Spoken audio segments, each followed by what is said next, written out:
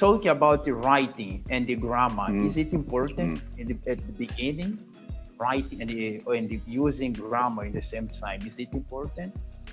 This is another great question, Arthur. I Okay. think grammar is very important, but like most languages, English grammar can be very challenging, right? It's not so easy. So we Okay. do not want people to get so scared off by correcting every little grammar mistake that they make in the beginning. They might say, "This is impossible. I give up." Right? We do not want that to happen.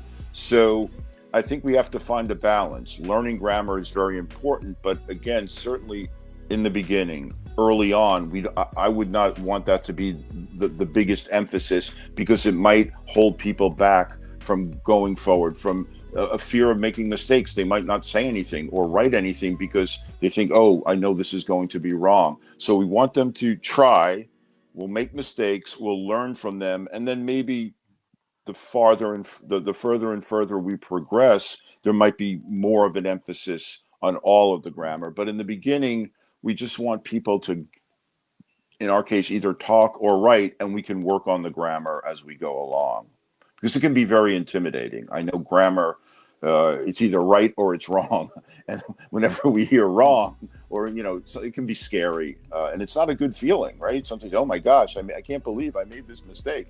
That's okay. We all do, right? Okay, okay, perfect. Why this question, Mr. Murray?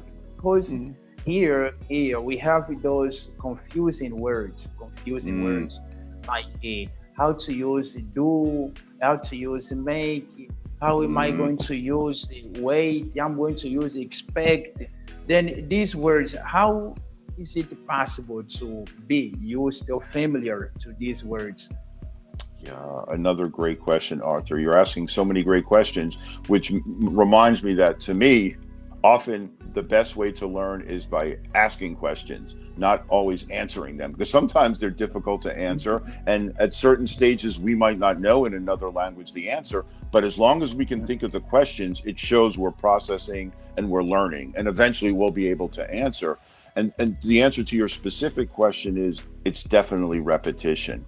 We need to hear as much spoken English as possible and then speak as often as we can out loud. We have to speak out loud, not just reading in our head. And even if there's no one around us, if we're alone and or if we're in the house with family where no one speaks English, we have to talk to ourselves out loud in English. And then we'll learn, when do I use make? When do I use do? When do I use expect? When do I use wait? There's no substitute. It's just hearing it as often as possible and then saying it. That this is the number one thing, because I know, again, from studying Spanish, and I know there's a relationship between Spanish and Portuguese. I know they're not the same, but there are a lot of similarities.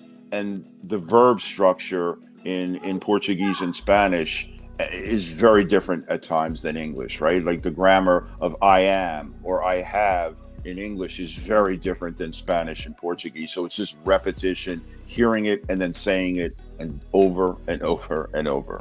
Hmm. Okay, perfect. It means here the key is just hearing and the having repetition of the Hmm. words. This is the Definitely. secret. It's Okay, okay. I think people, and to make it fun, right? Like you enjoy it because it feels great when we can like when we can say something that we know how to say in our native language, but we're struggling in English, and then when we're able to express ourselves, go, wow, this is great, right? It's a good feeling. Okay, okay, perfect.